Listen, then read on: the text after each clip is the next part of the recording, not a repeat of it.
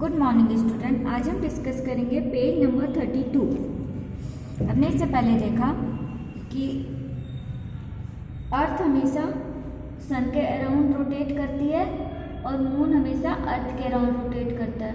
तो मून जैसे Apple drop होके नीचे आ जाता है तो मून को क्यों नहीं अट्रैक्ट कर लेती है अर्थ? इस क्वेश्चन का आंसर दे चुके थे। इसके बाद आया In our solar system, all the planets go around the sun by arguing the same way. We can say that there exists a force between the sun and the planets. From the above fact, Newton's conclude that not only does the Earth attract an apple and the moon, but all the objects in the universe attract each other. This force of attraction between objects is called the gravitational force. हमने देखा solar system में planets है, अर्थ है और सन है, moon है। तो हमने देखा कि प्लैनेट क्या होते हैं? अर्थ के अराउंड मूव करते हैं।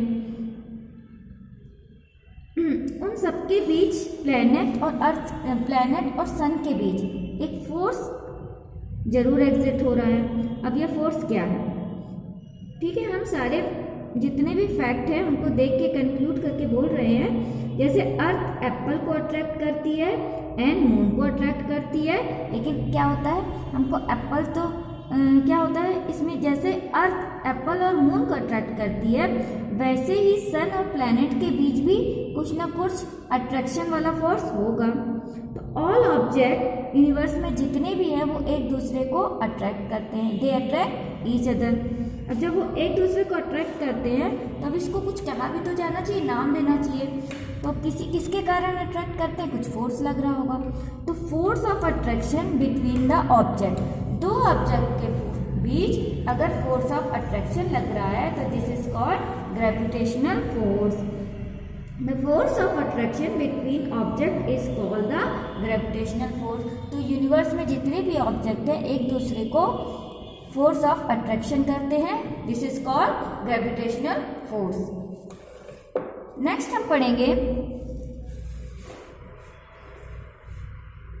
Universal law of gravitation. Universal law of gravitation का यूनिवर्सल लॉ, अभी हमने क्या पढ़ा? Gravitational force, force of attraction. अब इसका लॉ क्या है? और ये हर जगह यूनिवर्सल लॉ है, मतलब पूरी दुनिया में ये माना जाएगा। Every object in the universe attract every other object with a force which is proportional to the product of their masses and inversely proportional to the square of the distance between them. The force is along the line joining the center of the two objects.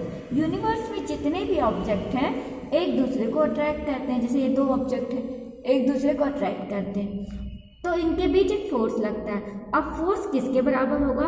तो force is proportional to the their masses and inversely proportional to the distance between the two object. तो इन दोनों के masses के बराबर और के proportional to और इनवर्सली प्रोपोर्शनल टू इन दोनों के बीच जितनी डिस्टेंस है। अब हम इसको मैथमेटिकल भी देखेंगे। जैसे हमने टू ऑब्जेक्ट लिया, let two object A and B of the mass m and small m lie at the distance d from each other as shown in figure 10.2. Let the force of attraction between two objects be F. According to the universal law of gravitation, the force between two objects is directly proportional to the product of their mass. F proportional to m into small m. And the force between the two objects is inversely proportional to the square of the distance between them, that is F inversely proportional to 1 upon d square. Conclude equation 10.1 and 10.2. We get force F proportionally to m into small m upon d square. Proportional हटाया F is equal to G m into small m upon d square. This is the universal law of gravitation. देखिए हमारे दो object है, एक का mass capital M है, एक का मास स्मॉल एम, दोनों डी डिस्टेंस की दूरी पर है। तो distance between the two object D, they have capital M mass, it has capital M mass, it has small M mass. अब दोनों के बीच डिस्टेंस डी है। अब ये दोनों एक दूसरे को दे अट्रैक्ट ईच अदर, किस फोर्स से अट्रैक्ट करेंगे? इससे पहले यूनिवर्सल लॉ में हमने पढ़ा कि जो अट्रैक्शन फोर्स होगा वो directly proportional to their product of the mass. तो force directly proportional to first object mass, second object mass. Then second बोल रहा है force inversely proportional to between the two object, जितनी भी डिस्टेंस है इन object के बीच की, जितनी भी डिस्टेंस है उसके बराबर। हमारी यहाँ से यहाँ तक की डिस्टेंस कितनी है? डी। तो फोर्स इनवर्सली मतलब 1/, तो force inversely proportional to square of the distance. अब इन दोनों इक्वेशन को हम से क्या मिलेगा? F डायरेक्टली प्रोपोर्शनल टू ऊपर M मास दोनों का अपॉन 1/, है तो डी स्क्वायर डिस्टेंस का स्क्वायर। तो F का एक प्रोपोर्शनल हटाएंगे तो कांस्टेंट आ जाएगा कैपिटल G। तो F is equal to capital G M into small m upon D square. यहाँ पर G कांस्टेंट है, इसको कहते हैं यूनिवर्सल ग्रेविटेशन कांस्टेंट। इसकी वैल्यू होती है G इक्वल टू, अब देखिए वहां से F ऊपर आ गया, G equal to F D square upon M into M। हमारा पहले क्या था? F equal to M D square.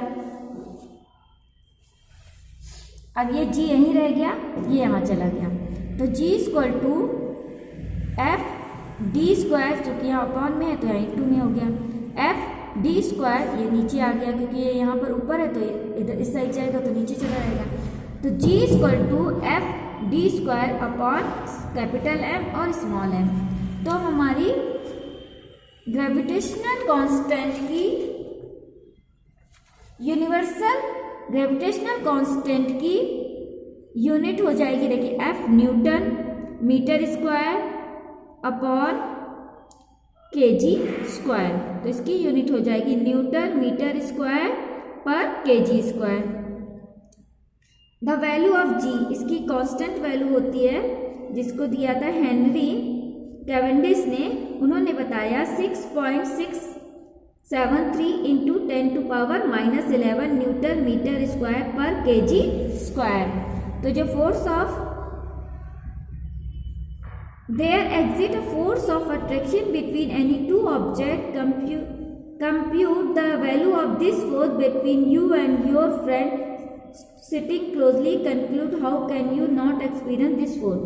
तो दो ऑब्जेक्ट किस फोर्स से एक दूसरे को अट्रैक्ट करते हैं, इस फार्मूले से हम कैलकुलेट कर सकते हैं। इसमें G की वैल्यू हम रख देंगे 6.673 इंटू 10⁻⁻11।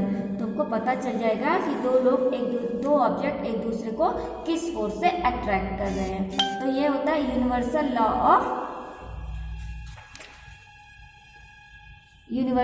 Of gravitation.